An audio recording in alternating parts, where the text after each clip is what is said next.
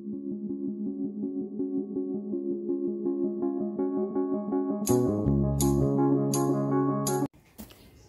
morning. It's Saturday and morning here. Mga 11 o'clock yata ngayon. At may nakita ko dyan. Nahinog na yung isang saging dyan. At yung dito, kahapon kinuha ko na.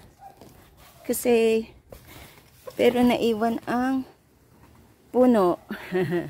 Tinagpas ko na kasi puno na ng hinog. So, ando na sa loob. Mamaya ako ipakita sa inyo. Kasi, so, ito. Magagabi na kasi kaya nagmadali ako at busy ako kahapon. Yan. Ito yung gabi ko. Nag-iba na. Nagkandamatay dahil sa sobrang, pag sobra ding, sobrang ulan, ayan na siya. Nasisira din. Nabubulok. Nagkandadapa. Lahat na. Samantalang ang ganda-ganda ng una, di ba? Pero ngayon, wala na tayong magawa dyan. So, hayaan lang natin, tutubo naman siya. So, dito muna tayo sa ating saging. Kasi, tagpasin muna natin to. May dalawa ako ditong itak. Puro purol. At ito, ayan ang saging. Saturday ngayon, kaya sana yun.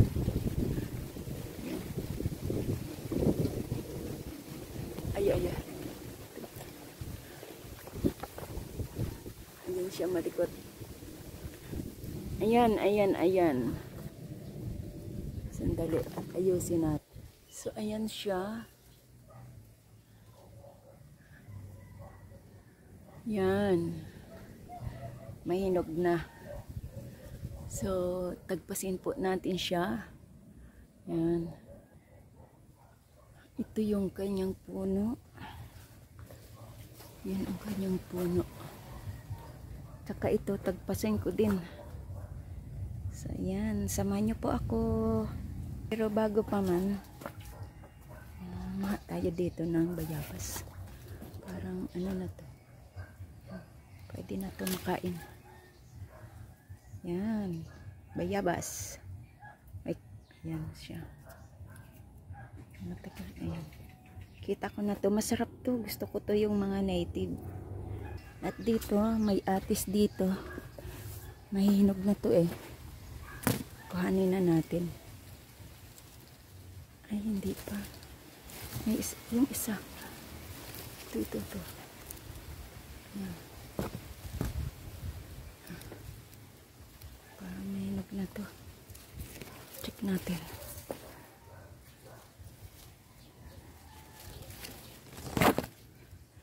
Ang ko kasi minsan inuunahan ako ng ibon eh. Ayan. Hindi pa siya. Check natin to. Ay, hindi pa. Meron pala dyan bali. Tagpasin ko na lang din. Kasi kahit mura siya. Mura pa itong saging na to eh. Ito siya. Mahihinog naman yan. Kisa nakalambitin dyan. Kawawa naman yung mga saging na nasandalan niya. Matutumba. Ayan. Kawawa naman yung angkong mga gabi. Oy. Dinanas ng tag-ulan. Oh, ito na siya. Wala. Baka after 2 weeks pa to maka-recover dahil sa hangin at ulan. Ayan, di ba ang pangit na siya? Pero makaka-recover yan. So ayan, natagpas na ang saging dito. Ayan na siya. At mga katawan ay naandito sa gilid. Nilalagay ko na lang siya sa mga gilid para ang lupa na mula doon pag umuulan at maiano dito ay mapipigilan sa mapunta sa tubig. So yan. Ito na lang ang aking tatagpasin. Saka yung doong nabali. Yan dyan ko pinutol. Yan na siya. Yan dyan. Yan na ang ating saging. Yan. So, anuhin ko lang to. Ayan. Kuha na siya. Nahinog na siya ng maaga. Ayan siya. So, ayan. Natagpas na. Wala na yung dyan. At, nandito na ang saging natin. Talaga naman. Inano na pala ng inunahan na talaga ako ng kinain na siya ng hindi ko alam kung ibon or ano, pero I think ibon kasi kung daga yan, pag yan ay daga, may may naiiwang pupo ng daga. Wala eh, check nga natin. Wala, ibon ito, ibon. Hindi kumakain. Ayan pa, sinisimulan na naman nila.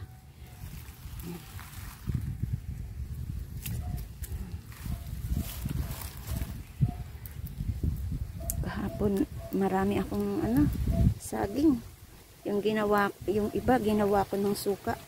'Di ba yung isa diyang malaking buwig, pinamigay ko 'yon. Kasi maganda. Tuwang-tuwa yung nabigyan eh. Ang ng ngiti sa mukha. Wide talaga ang ngiti, ang smile pag libre. Ang mga dahon na andito. Hanggang doon na siya.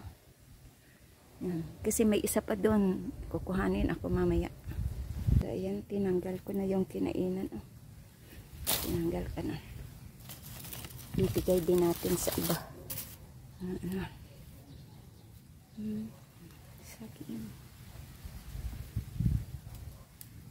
So, doon naman, tagpasin ko na naman para malinis na natin tong ating mga kasaglingan.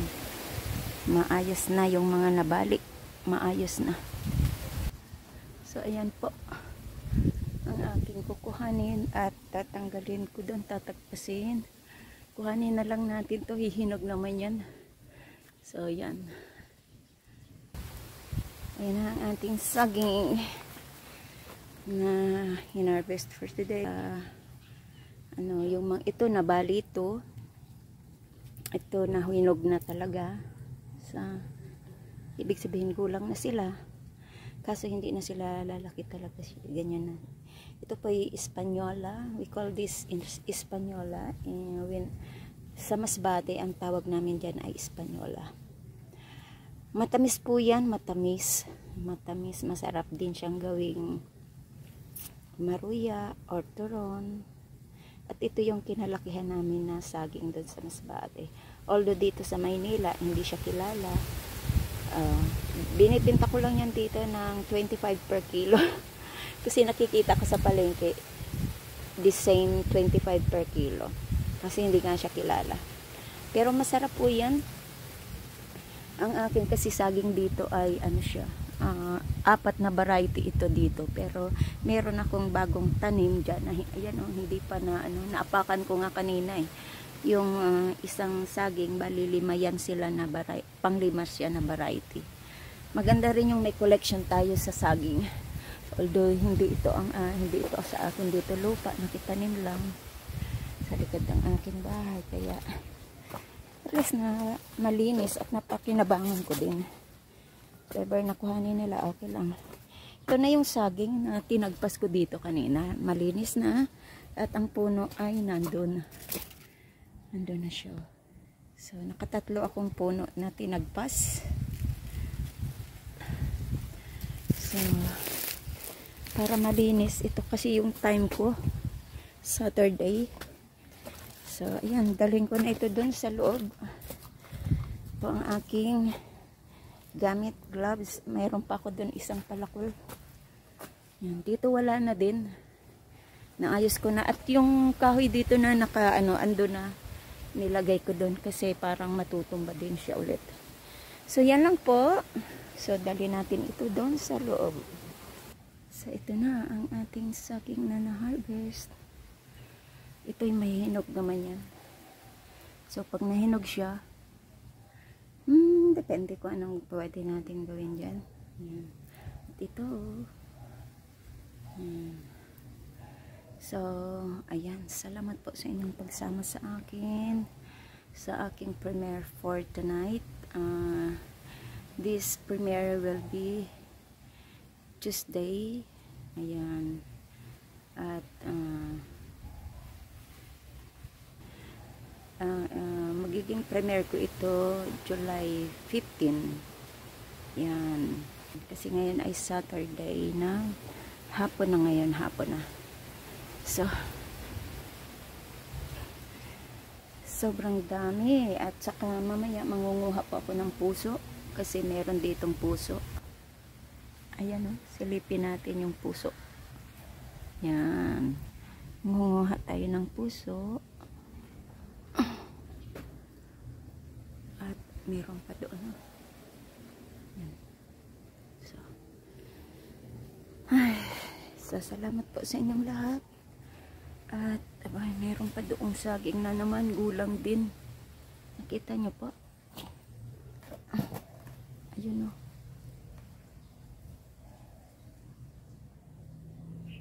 Yun.